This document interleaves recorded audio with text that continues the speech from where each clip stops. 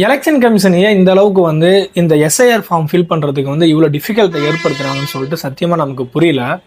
ஏன் சொல்கிறேன்னு பார்த்தீங்கன்னாக்கா, இன்றைக்கி தமிழ்நாட்டோட சிஎம் அவங்க நேற்று ஒரு வீடியோ போட்டிருக்காங்க. அந்த வீடியோவில் சொல்கிறாங்க, இந்த ஃபார்ம் ஃபில் பண்ணும்போது ரொம்ப டிஃபிகல்ட்டாக இருக்குது. இதில் பார்த்தீங்கன்னா மேலே நம்மளுடைய நேம்ஸ்லாம் நம்மளுடைய டீட்டெயில்ஸ் ஃபில் பண்ணணும். அதுக்கு கீழே நம்ம 2002 ஓட்டு போட்டிருந்தோம். அதுக்கான டீட்டெயில்ஸ் நம்ம ஃபில் பண்ணணும். ஸோ மேபி நம்ம 2002 நமக்கு ஓட்டு இல்லை அப்படின்னா, நம்மளுடைய உறவினர்கள், நம்ம பேரண்ட்ஸ்லாம் இருக்கட்டும், நம்மளுடைய ஹஸ்பண்ட் இல்லை ஒய்ஃப் இல்லைனா நம்ம ரிலேட்டிவ்ஸ் யாரோடைய நேமாக நம்ம கொடுக்கணும் அப்படின்னா, அதுக்கான நேம் ஃபில் பண்ணுற இடத்துல போய் பார்த்தீங்கன்னா பேர் கீழே பார்த்தீங்கன்னா அதுக்கான டீட்டெயில்ஸ் கொடுக்குறோம். அதுக்கும் கீழே பார்த்து உறவினர் பேர்.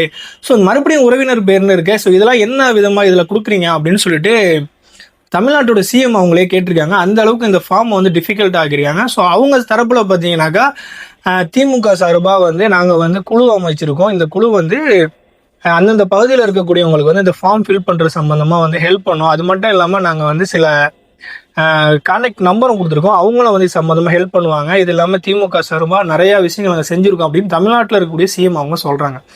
ஸோ அந்த அளவுக்கு பார்த்தீங்கன்னா ஒரு எலெக்ஷன் கமிஷன் ஒரு சாமானிய மக்கள் இதை ஃபில் பண்ணுறதுக்கு எளிதான முறையை செஞ்சுருக்கலாம். ஏன்னா அவங்க ஒரு இந்தியா நாட்டோட ஒரு கவர்மெண்ட். அவங்க அந்த கவர்மெண்ட் நம்ம நாட்டில் எத்தனை பேர் படிச்சிருக்காங்க, படிக்காமல் இருக்காங்க, கிராம பகுதியில் இருக்காங்க, சிட்டியில் இருக்காங்க. ஸோ இந்த மாதிரி விஷயங்கள்லாம் அவங்களுக்கு கண்டிப்பாக தெரிஞ்சிருக்கும். அப்படி தெரியலண்டா கூட அந்தந்த டிஸ்ட்ரிக்டில் இருக்கக்கூடிய மாவட்ட ஆட்சியர்கள் அவங்க கண்டிப்பாக எடுத்து சொல்லியிருப்பாங்க.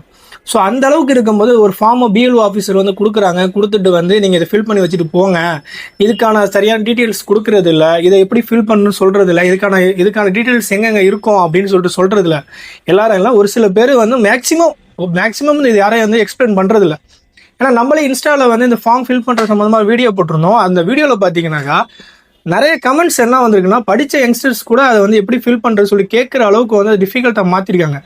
ஸோ தயவு செஞ்சு மாவட்ட ஆட்சியராக இருக்கட்டும், இல்லை எலெக்ஷன் கமிஷனாக இருக்கட்டும், அந்தந்த பகுதியில் எப்போதும் எப்படி ஒரு ஓட்டர் லிஸ்ட் சரிபார்க்கிற நிகழ்ச்சி விஷயங்கள் நடக்கும்போது அந்தந்த பூத்தில் நீங்கள் ஒரு குழு, ஒரு கமிட்டி போட்டு அது ஒரு இதை செய்கிற மாதிரி இந்த தடவையும் எப்போதும் எப்படி செய்வீங்களோ அதே மாதிரியே அந்தந்த பூத்தில் நீங்கள் ஒரு ஆஃபீஸர்ஸை போடுங்க. அவங்கள்ட்டே அந்த ஃபார்ம் ஃபில் பண்ணி கொடுக்குற மாதிரியான விஷயங்களை தயவு செஞ்சு கொடுங்க. மக்கள் ரொம்ப சிரமப்பட்டுட்டு இருக்காங்க.